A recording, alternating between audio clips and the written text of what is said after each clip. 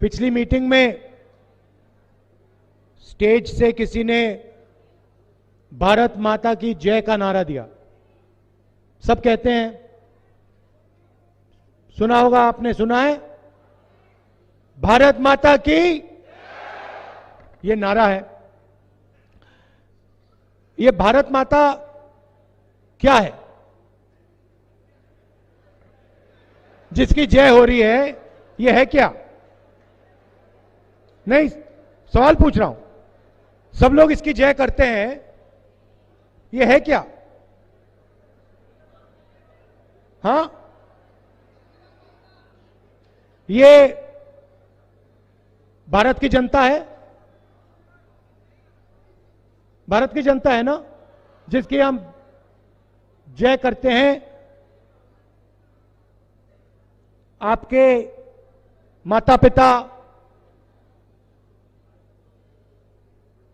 सब लोग, ये है भारत माता। जो हमारे पहले यहां जिए, आपके दादा, उनके दादा, ये है भारत माता। अब सवाल है जो मैंने पार्लियामेंट में पूछा कि मुझे पता लगाना है कि ये भारत माता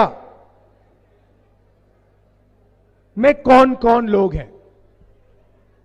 इसमें ओबीसी कितने, इसमें दलित कितने, इसमें आदिवासी कितने, इसमें जनरल कास्ट के गरीब लोग कितने। हम 24 घंटा राजनीतिक बात करते हैं, भारत माता की जय बोलते हैं, मगर हम ये पता नहीं लगाना चाहते, मोदी जी ये पता नहीं लगाना चाहते कि इस देश में पिछड़े लोग कितने हैं।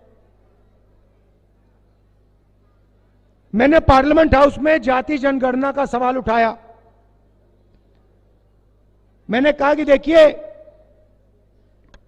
अगर हम सचमुच में भारत माता की जय करना चाहते हैं तो हमें सबसे पहले पता लगाना पड़ेगा इस देश में किसकी कितनी आबादी है। सही बात है, गलत है?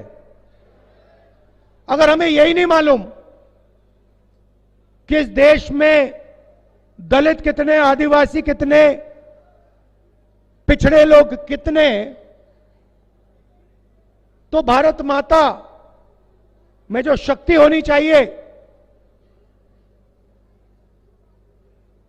जब हम नारा बोलते हैं भारत माता की जय, वो शक्ति नहीं होगी। उस दिन के बाद नरेंद्र मोदी जी ने अपना भाषण बदल दिया। जैसे मैंने कहा कि भैया जाति जनगणना करनी है, नरेंद्र मोदी जी के सब भाषण बदल गए। आपको याद होगा, पहले नरेंद्र मोदी जी हर भाषण में कहते थे मैं ओबीसी हूं। याद है? याद है? हर भाषण में मैं ओबीसी, मैं ओबीसी। और जिस दिन मैंने कहा, भैया, मैंने कहा नरेंद्र मोदी जी, पार्लियामेंट में कहा, नरेंद्र मोदी जी एक काम करिए, आपने पूरी दुनिया को बता दिया आप ओबीसी हो, अब पता लगाते हैं हिंदुस्तान में ओबीसी कितने हैं। उस दिन के बाद नरेंद्र मोदी ने नया भाषण शुरू किया। कहते हैं, भाइयों और बहनों, हिंदुस्तान में कोई जात नहीं है। अच्छा, हिंदुस्तान में भाइयों बहनों कोई जात नहीं है, सिर्फ गरीब है। अच्छा, तो पूरे हिंदुस्तान में कोई जात नहीं और आप ओबीसी के?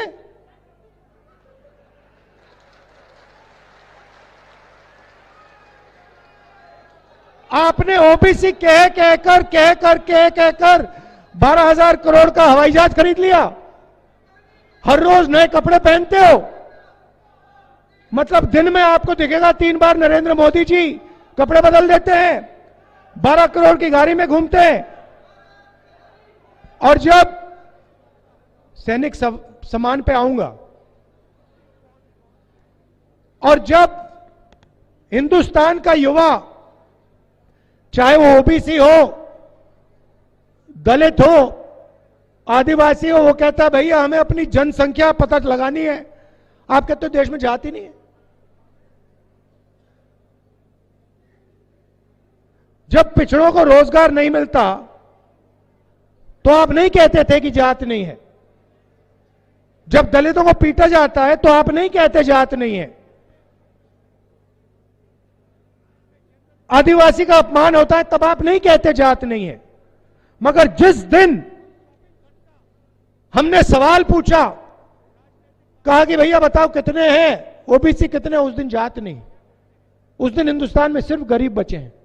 सिर्फ नरेंद्र मोदी एक ओबीसी है और कोई नहीं है, अकेला खड़ा है। अब आपके दिमाग में सवाल आया होगा कि भैया कितनी जाति है, कितने लोग हैं, कितनी आबादी है, उससे क्या फर्क पड़ता है? हमें तो मालूम है, हम ओबीसी हैं, हम आदिवासी हैं, हम दलित हैं। मैं आपको बताता हूं, आप किसी भी बच्चे से पूछो, 10 साल का बच्चा, उससे पूछो बेटा क्या करना चाहते हो, वो आपको कहेगा मैं आईएएस में काम करना चाहता हूं। सही या गलत? 90% में कन्याकुमारी से कश्मीर तक चला हूं, हजारों युवाओं से मैंने बात की, बच्चों से बात की, क्या करना चाहते हो? मैं आईएएस में जाना चाहता हूं। क्यों? क्योंकि देश को आईएएस के अफसर चलाते हैं। आप गलतफहमी में मत रहो। आप ये मत सोचो कि देश को एमएलए चलाता है, एमपी चलाता है। बीजेपी के एमपी से बात करो, आपको बताएंगे भैया हमारी यहां मूर्ति बना रखी है, हमारे पास कुछ है नहीं, हम यहां पे देखते रहते हैं। देश चलाता है नरेंद्र मोदी 90 अफसरों के साथ।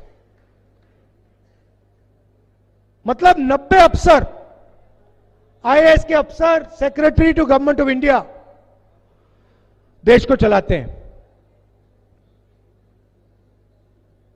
अब सवाल यह है, अगर ओबीसी की आबादी 50% तो 90 में से ओबीसी कितने? अगर आदिवासियों की आबादी 12% तो 90 अफसरों में से आदिवासी कितने? अगर दलितों की आबादी 15% तो 90 में से कितने दलित? और अगला सवाल, अगर 100 रुपए का बजट है जिसको ये 90 अफसर बांटते हैं, तो 90 में से ओबीसी कितने और बजट के कितने रुपए पर उनकी भागीदारी? सवाल यह है। अब अगर आपको आबादी नहीं मालूम तो आप ये सवाल ही नहीं पूछ सकते।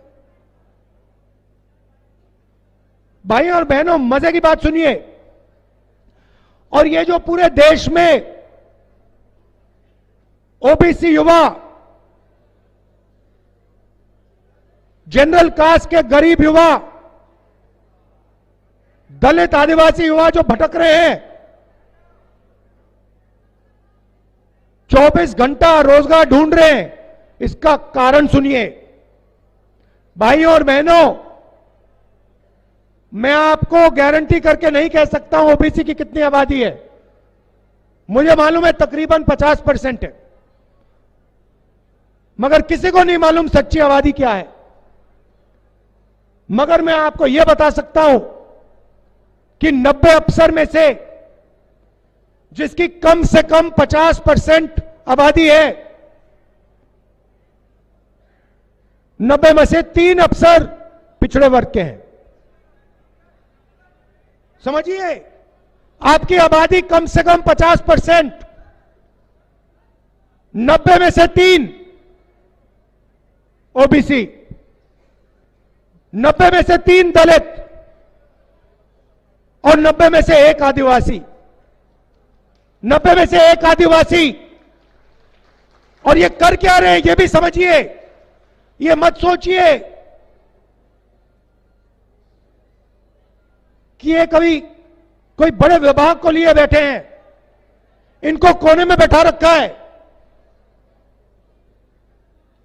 भाइयों और बहनों, अगर हिंदुस्तान की सरकार बजट में 100 रुपए का निर्णय लेती है तो पिछड़े लोग उसमें से 5 रुपए का निर्णय लेते हैं।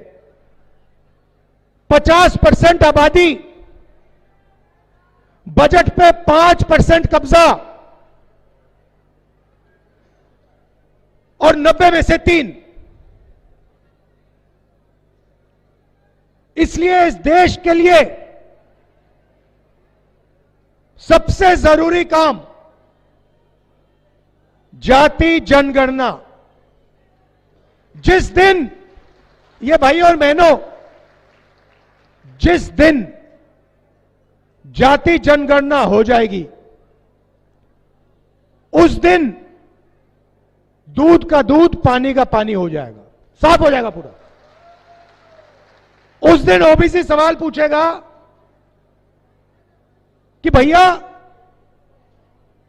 नरेंद्र मोदी जी ने 14 लाख करोड़ रुपए का कर्जा माफ किया है। 14 लाख करोड़ रुपए का कर्जा माफ किया है।